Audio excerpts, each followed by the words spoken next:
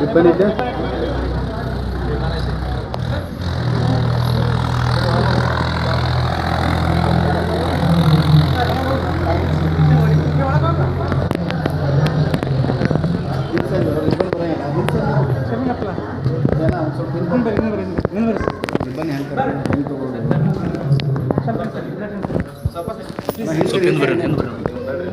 ಅಕ್ಕ ನೀವು ಬರ್ರಿ, ಅಕ್ಕ ನೀವು ಒಳ ಬರ್ರಿ, ಒಳ ಬರ್ರಿ.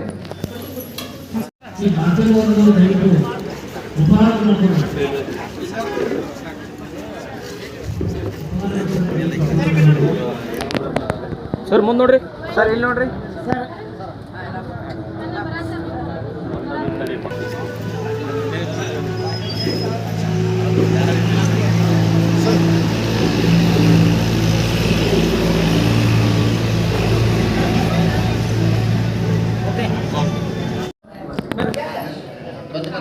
ಅಕ್ಕ ಸ್ವಲ್ಪ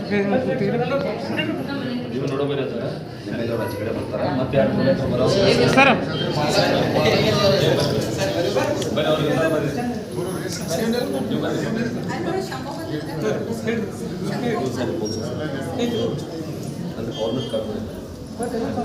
ಮೇಡಮ್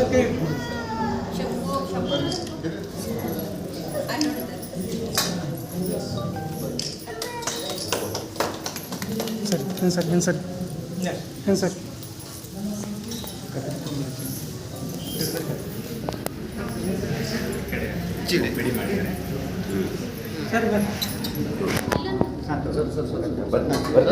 ಸರ್ ನಮ್ಗೆ ಸರ್ ನೀವು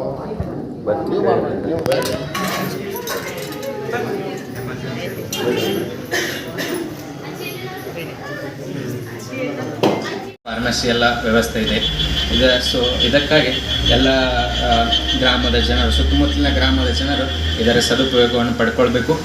ಹಾಗೆ ಈ ಒಂದು ಕಾರ್ಯಕ್ರಮವನ್ನು ಯಶಸ್ವಿಯಾಗಿ ನಡೆಸಲು ಪಾಲ್ಗೊಂಡಂಥ ಎಲ್ಲ ನನ್ನ ಗ್ರಾಮದ ಜನತೆಗೆ ಹಾಗೂ ಎಲ್ಲ ಗುರು ಹಿರಿಯರಿಗೂ ಇನ್ನೊಮ್ಮೆ ನಮಸ್ಕರಿಸುತ್ತೇನೆ.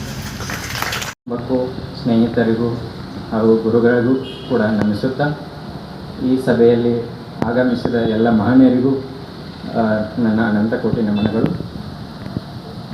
ಈ ಒಂದು ಆಸ್ಪತ್ರೆ ಹಿನ್ನೆಲೆ ಅಂತ ಹೇಳಂತಂದ್ರೆ, ನಾವು ಚಿಕ್ಕವರಿದ್ದಾಗ ನಮ್ಮ ಮನೆಯಲ್ಲಿ ತುಂಬ ಅನಾರೋಗ್ಯದಿಂದ ಬಳಲ್ತಿದ್ರು. ಆವಾಗ ಏನು ಒಂದು ಫೆಸಿಲಿಟಿಗಳು ಇರಲಿಲ್ಲ. ಒಂದು ದವಾಖಾನೆಗೆ ಹೋಗ್ಬೇಕಂದ್ರೆ ಎತ್ತಿನ ಗಾಡಿ ಹಿಡ್ಕೊಂಡು ಹೋಗ್ಬೇಕಾಗಿತ್ತು. ಆಮೇಲೆ ಯಾವಾಗ ರಾತ್ರಿ ಆರಾಮ ತಪ್ಬೋದು. ಹೀಗಾಗಿ ಒಂದು ಅನಾರೋಗ್ಯ ಒಂದು ಭಾಳ ಕಾಡ್ತಿತ್ತು ನಮ್ಮಲ್ಲಿ. ಸೊ ಆವಾಗ ನಿರ್ಧಾರ ಮಾಡಿದೆ, ಒಂದು ವೈದ್ಯಕೀಯ ವೃತ್ತಿಯನ್ನು ನಮ್ಮ ಜೀವನವನ್ನಾಗಿ ಮಾಡಿಕೊಳ್ಳಿದ್ರೆ ಚೆನ್ನಾಗಿರುತ್ತೆ ಅಂತ ಹೇಳಿ ಆವಾಗ ಡಿಸೈಡ್ ಮಾಡಿ ಈಗ ಈ ಒಂದು ಹಂತಕ್ಕೆ ಬಂದು ನಿಂತಿದ್ದೀವಿ. ಹಾಗೆ ಇನ್ನೊಂದು ನಿರ್ಧಾರ ಅಂತಂದರೆ, ನಾವು ಸೂಪರ್ ಸ್ಪೆಷಾಲಿಟಿ ಮಾಡಿ ಎಲ್ಲ ಕಾರ್ಪೊರೇಟ್ ಹಾಸ್ಪಿಟ್ಲ್ ಜಾಯ್ನ್ ಆಗಿ ಎಲ್ಲೋ ಬೆಳಗಾವಿ, ಬೆಂಗಳೂರು ಅಲ್ಲಿ ಸೆಟ್ಲ್ ಆಗ್ಬೋದಿತ್ತು. ಬಟ್ ನಂದು ಒಂದು ಆಸೆ ಏನಿತ್ತಂದ್ರೆ, ಹಳ್ಳಿ ಕಡೆಗೇ ಬಂದು ಇಲ್ಲೇ ಜನರ ಸೇವೆ ಮಾಡಬೇಕಂತ ಹೇಳಿ ಒಂದು ಆಸೆ ಇತ್ತು. ಅದರ ಪ್ರಕಾರ ಎಲ್ಲ ಗುರು ಹಿರಿಯರ ಆಶೀರ್ವಾದದಿಂದ ಈ ಒಂದು ಕಟ್ಟಡ ಆಸ್ಪತ್ರೆ ಇವತ್ತು ಸ್ಟಾರ್ಟ್ ಆಗ್ತಿದೆ. ಇದರ ಸದುಪಯೋಗವನ್ನು ಎಲ್ಲರೂ ಪಡ್ಕೋಬೇಕು. ಇನ್ನೊಂದು ಅಂತಂದ್ರೆ, ನಮ್ಮ ಈ ಆಸ್ಪತ್ರೆಯಲ್ಲಿ ಸಿಗುವಂಥ ಸೌಲಭ್ಯಗಳು ಅಂತಂದರೆ 24/7 ಅಂದರೆ ದಿನದ 24 ಗಂಟೆನೂ ಎಮರ್ಜೆನ್ಸಿ ಸೇವೆ ಇರ್ತದೆ. ಈಗ ಯಾಕಂದ್ರೆ ಈಗ ಎಮರ್ಜೆನ್ಸಿ ಅಂತ ಹೇಳಂತಂದ್ರೆ, ಈಗ ಪೇಷಂಟ್ಗಳಿಗೆ ಹಾರ್ಟ್ ಅಟ್ಯಾಕ್ ಆಗ್ಬೋದು, ಅಥವಾ ಲಕ್ವ ಹೊಡಿಬೋದು, ಅಥವಾ ಅಸ್ತಮಾ ಅಟ್ಯಾಕ್ ಆಗ್ಬೋದು. ಈ ಥರ ವಿಷ ಸೇವನೆ ಆಗಿರ್ಬೋದು, ಹಾವು ಕಡಿತ ಆಗಿರ್ಬೋದು. ರಾತ್ರಿ ಎಲ್ಲರೂ ಹೊಂಟಿರ್ತಾರೆ, ಅವಾಗ ಹಾವು ಕಡಿತದ. ಅದ್ರ ಸಲುವಾಗಿ ಯಾವುದೇ ಟೈಮ್ದಲ್ಲಿ ಬಂದ್ರೂ ನಾವು ಅವೈಲೇಬಲ್ ಇರ್ತೀವಿ ಅಂತ ಹೇಳಕ್ಕೆ ಇಷ್ಟಪಡ್ತೀನಿ. ಆಮೇಲೆ ಸುಸಜ್ಜಿತವಾದ ICU ವ್ಯವಸ್ಥೆ ಇದೆ. ಆಮೇಲೆ ಒಳರೋಗಿ ವಿಭಾಗ, ಈ ಕೆಲವೊಂದು ರೋಗಗಳು, ಕಿಡ್ನಿ ವೈಫಲ್ಯ, ಲಿವರ್ ಪ್ರಾಬ್ಲಮ್ಮು, ಆಮೇಲೆ ಜ್ವರ ಇರ್ಬೋದು, ಅವನ್ನೆಲ್ಲ ಅಡ್ಮಿಟ್ ಮಾಡ್ಕೊಂಡು ನಾವು ಟ್ರೀಟ್ಮೆಂಟ್ ಮಾಡ್ತೀವಿ. ಆಮೇಲೆ OPD ವಿಭಾಗ, OPD ಇಲ್ಲಿ ಡಯಾಬಿಟಿಸು, ಬ್ಲಡ್ ಪ್ರೆಷರು ಇಂಥದ್ದೆಲ್ಲ ಮಾಡಿಕೊಟ್ಟದ್ದಕ್ಕಾಗಿ ಎಲ್ಲ ಗ್ರಾಮಸ್ಥರಿಗೂ, ಸಣ್ಣ ದಂಪತಿಗಳಿಗೂ ಹೃತ್ಪೂರ್ವಕವಾದ ಅಭಿನಂದನೆಗಳನ್ನು ಸಲ್ಲಿಸಿ ನನ್ನೊಂದೆರಡು ಮಾತುಗಳನ್ನು ಮುಗಿಸ್ತಾ ಇದ್ದೀನಿ. ಜೈ ಹಿಂದ್, ಜೈ ಕರ್ನಾಟಕ. ಗಡಿನಾಡಿನ ಶೈಕ್ಷಣಿಕ ಕಾಶಿ, ವ್ಯಾಪಾರ ಅಭಿವೃದ್ಧಿ ಇರತಕ್ಕಂತಹ ಊರು, ಅದರಂತೆ ಆಸ್ಪತ್ರೆಗಳ ಮೂಲಕ ಆರೋಗ್ಯವನ್ನು ಕಾಯ್ದುಕೊಂಡಿರ್ತಕ್ಕಂಥ ಡಿಸಿ ಸಲ್ಲಿಗೆ ಅವರು ಕೂಡ ದಯವಿಟ್ಟು ವೇದಿಕೆ ಬರಬೇಕು.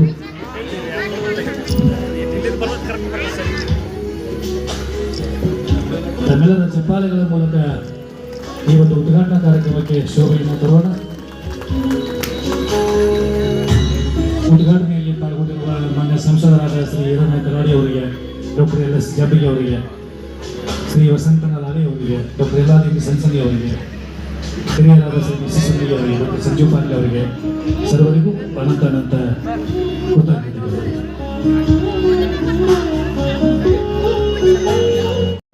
ಎಲ್ಲರೂ ಜೋರಾದ ಚಪ್ಪಾಳೆಗಳೊಂದಿಗೆ ನೂತನ ದಂಪತಿಗಳಿಗೆ ಆಶೀರ್ವಾದ ಮಾಡಬೇಕು ಅಂತ ಕೋರ್ತಾ ಇದ್ದೇನೆ. ಅಕ್ಕ ಅಣ್ಣ ಸರ್ ಇಲ್ಲಿ ನೋಡ್ರಿ. ವೈದ್ಯರು ನೂತನ ದಂಪತಿಗಳು, ನೂತನ ವೈದ್ಯರು ಹಾಗೂ ಇವತ್ತೇನಂದ್ರೆ ಪ್ರತಿಯೊಬ್ಬ ಹುಟ್ಟಿದ ಮನುಷ್ಯನಿಗೆ 4 ವ್ಯವಸ್ಥೆಗಳು ಭಾಳ ಅವಶ್ಯಕ ಬೇಕಾಗ್ತವೆ. ಒಂದು, ಹುಟ್ಟಿದ ಪ್ರತಿಯೊಬ್ಬ ಮನುಷ್ಯನಿಗೆ ಅನ್ನ ಬೇಕು. ಯಾರು ಹುಟ್ಟತಾರಲ್ಲ ಅವ್ರಿಗೆ ಅನ್ನ ಇಲ್ಲದ ಬದುಕಲಿಕ್ಕೆ ಸಾಧ್ಯ ಇಲ್ಲ. ಅದಾದಮೇಲೆ ನೆಕ್ಸ್ಟ್ ಬರೋದನ್ನ ಆರೋಗ್ಯ.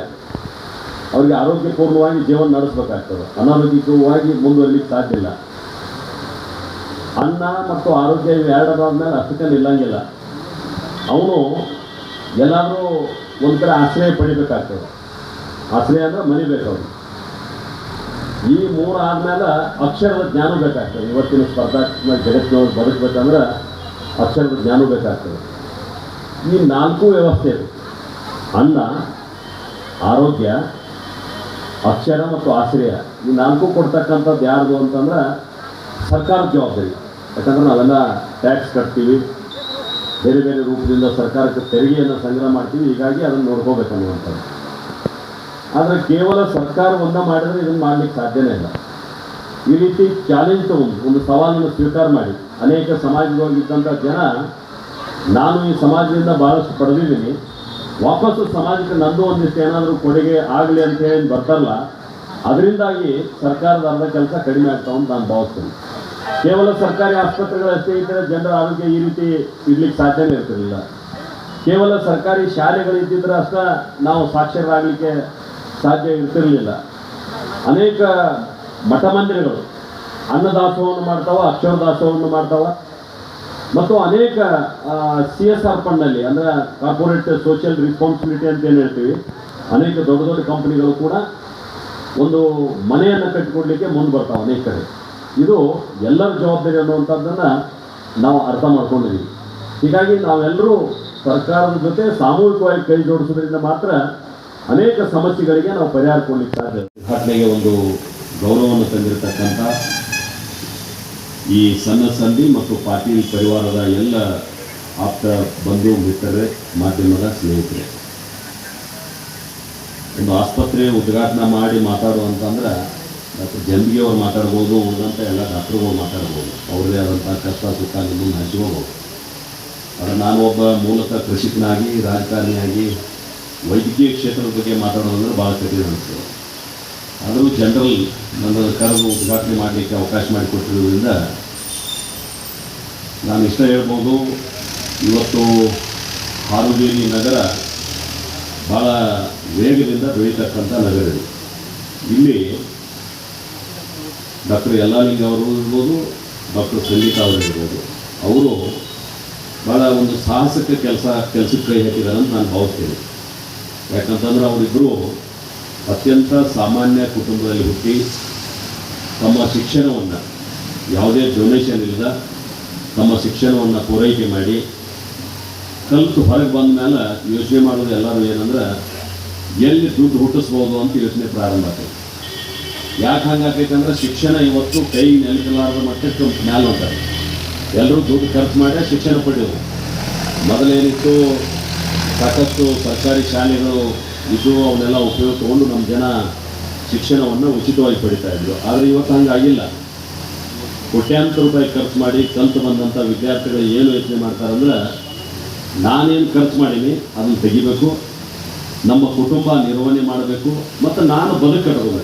ಆ ರೀತಿಯಾದಂಥ ಒಂದು ಯೋಚನೆ ಮಾಡುವಂಥ ಸಂದರ್ಭದಲ್ಲಿ ಅವರು ನಗರ ಪ್ರದೇಶಕ್ಕೆ ಹೋಗದ ಅಥವಾ ಯಾವುದೇ ರಿಸ್ಕ್ ಇಲ್ಲದ ಯಾರೋ ಕಟ್ಟಿದಂಥ ಹಾಸ್ಪಿಟ್ಲ್ಗಳಿಗೆ ಹೋಗಿ ನಾವು ಸರ್ವಿಸ್ ಮಾಡೋದು ಅದು ಒಂದು ಈಜಿ ವೇ.